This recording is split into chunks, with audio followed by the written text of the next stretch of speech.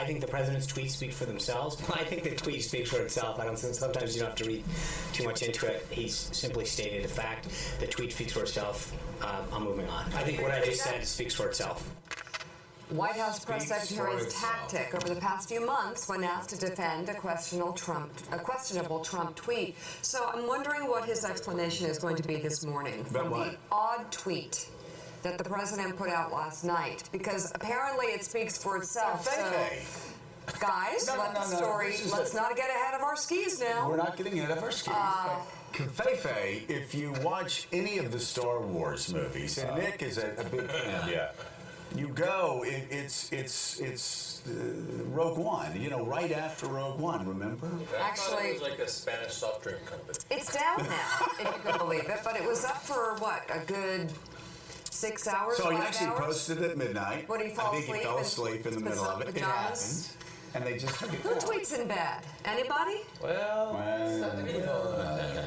Good morning, everyone. It's Wednesday, May 31st. With us, we have political writer for the New York Times, Nicholas Coffersori, former aide to the George W. Bush White House and State Department's Elise Jordan, and New York Times reporter Michael Schmidt in Washington. Schmidt knows everything. Schmidt, what does Covfefe mean? What the heck? The President of the United States, the leader of the free world, which is the status is rapidly diminishing. I was just trying to figure out if it was Comey or not, but it didn't look like it was Comey. Covfefe. Schmidt sees Comey in everything.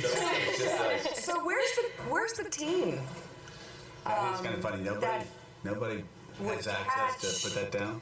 A problem like a mistaken tweet where the president might, what if he said something really uncouth? Or what if he said something really dangerous? Would it just sit up there for 5 hours? Nobody to protect him? At what point do you wake up the president, to tell him about an awful thing that's happened or to tell him to fix or delete a tweet? Apparently, this was not at that level as it still stands. So I guess we have to wonder. This is not, Willie, the 3 a.m. call. No, Mr. That's President. the one we had in mind. One thing it does prove, though, is that Donald Trump is writing his own tweets. I mean, which you would think that there'd be some sort of a vetting process. They'd get together. What should the message be? How would think we about say every it? word. But that's somebody lying in bed, tweeting and hopefully falling asleep. Could have been worse, right? I have decided to launch the method of the But after this trip, we hear talk, all the tweets are going to start being vetted by legal counsel. Right. That is clearly not happening. Well, unless he has a lawyer in his bed at 12:04 at night or the morning. The Wall Street Journal reported that the president's team is meeting this week to discuss new communication strategies. They may want to meet quickly. Quote, one major change under consideration would see the president's social media posts vetted by a team of lawyers who would decide if any needed to be adjusted or curtailed. The idea, one of Trump's advisors told the paper, is to create a system so that tweets, quote, don't go from the president's mind out to the universe. And more potential risks President Trump is taking in his communications. A new report alleges he has asked world leaders to bypass diplomatic protocol and call his cell phone. The Associated Press reports that Trump has been handing out a cell phone number to world leaders and urging them to call him directly. Former and current U.S. officials tell the AP that Trump has extended the offer to the leaders of Canada and Mexico. The officials say only Canadian Prime Minister Justin Trudeau has taken him up on it so far. Neither the White House nor Trudeau's office responded to the AP's requests for comments. The report also sources a French official who claims that Trump exchanged numbers with French President Emmanuel Macron when the two spoke following Macron's election during his win. Yeah, the problem, Willie, is, again, a random tweet, not a lot of harm done with that, other than the fact the president just returned from Europe. And he's been seen as erratic, unstable, undisciplined. Some have said a laughingstock for how he behaved. And yes, this errant tweet, not a big problem, except for the fact that I mean, how many people does he have following? 30 30 million? million, yeah. And across Europe, there were people in Europe awake for the last 5 hours going, okay, what does this mean? It does matter when you're president of the United States. It doesn't matter if you're a congressman or a senator or even an ambassador. But when you're president of the United States and seen as erratic in the first place, it just causes more concerns. Well, I think it should go without saying that the tweets are vetted. It shouldn't be a news story this morning that the White House is now going to vet the message Revolutionary idea. Right, that it comes out of the Oval Office. I mean, this is the messaging for the president. I understand it's his private Twitter account, but no one makes that distinction. He's the president of the United States. And so I agree, I don't think this is a big deal. It's sort of a side story, this tweet this morning. But the idea that the things that he's saying and putting out there are not run through some kind of a system, and at least strategically, they should want to have a message that's consistent and not just be his whims as he lies in bed. And this is something he's proud of, though. He tweeted, people critique my tweets and my use of social media, but I am talking directly to the people right after the trip. So it makes me think that this is just advisors talking, and they want to limit him from social media, but he really is not feeling it. Which therein lies, Nick, part of the problem.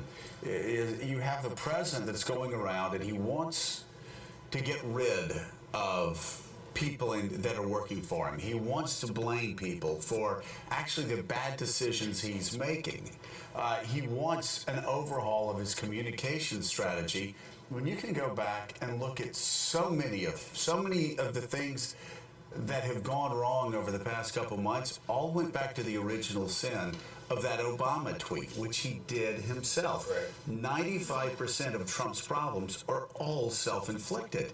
So that tweet actually is pretty symbolic of a bigger problem that the White House can't bring order to this madness because the madness starts at the top. Look, I think anytime you're trying to create structures around the chief executive to stop him from being him, it's a problem. And you can't really do that. It can't ever really work.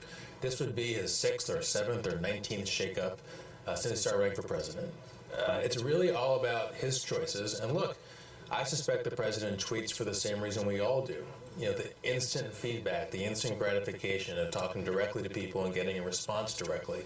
But it's not always a good thing or a useful thing if you're president. No, and the fact that that he can't be trusted with less than 140 characters is a very sad reality that the country at some point has to face. Now, But also, though, the reality is that there's some people in his base, the 38, 39%, that will like that tweet and understand what it says? No, but connect with they him? like him tweeting. They like him getting around the media and saying fake news even when it's clearly the truth. What something's being reported on, he'll just say fake news. That's right. The intoxication of it all, is also that he can create his own alternative reality on Twitter. Right. He can create his own set of facts, his own narrative, and for a guy who's under the kind of pressure he's under right now, who's under investigation, I think it's probably intoxicating. And also for a guy, Willie, he's always created his own reality. I even remember back when he did The Apprentice, he would he would always send over email around to people, had the number one show this week, and then you would look at it and go, I swear to God, you look at it and go, wait, it was number 23. Right? And I'm serious. And so I kept going, wait, is there a demo? There was a demo. He created his own reality. And that's what he does now with Twitter. Yeah, no, he creates a world in which he puts out a statement. That's the basis for how we're going to discuss this. This is the fact as you should believe it, when in fact it's not, and that's our job to suss through that. What he did show over the last week or week and a half on his trip abroad was that he could actually, on Twitter anyway, keep a message. He wasn't tweeting randomly while he was on that trip. He was tweeting about meetings he had. He was tweeting about things he'd done on the trip. And the minute he got back on U.S. soil, he went back to tweeting the way he did before. So there is some mechanism, some system by which someone can sit at his side and say, here's the message of the day, tweet that out. But apparently it doesn't But Michael translate. Schmidt, it seems, again, there have been some profiles over the past couple days suggesting that Donald Trump is increasingly isolated, insulated, upset, realizing that this job is not the job for him, overeating, et cetera, et cetera, et cetera. I just wonder if he's on a foreign trip and his wife is with him and there's activity and there are plans, whether at that point he's more engaged, and then he comes back to the White House, and if what everybody's been saying on the inside is true, the guy just kind of bangs around the White House by himself, walking around. Even if you look at these tweets, it's obvious. He was awake after midnight last night. He wakes up around 5 o'clock every morning and he took it down. Starts reading the newspapers, and he took it down, a little after 5. The thing about the tweets that I find interesting is, in regards to the Russia story, he's actually been he's really hurt himself, because when he tweeted about Comey saying maybe he should watch out, maybe there are tapes, that motivated some of the folks that I was talking to about Comey's interactions with Trump, and led to them talking about how Trump told Comey to end the Flynn investigation. So the tweets sort of plant ideas in people's heads and loosen them up to talk about things or motivate them in ways that they wouldn't be before. And in that case, it really hurt him, because it led to Bob Mueller being appointed to special counsel. Yeah, and so Donald Trump has just now tweeted, who can figure out the true meaning of Covfefe, enjoy. Actually, Mr. President, we wish you were stable enough that we could enjoy that. Exactly. And we could laugh. But the fact is, you have acted erratic, you continue to act erratic, and nobody is laughing. What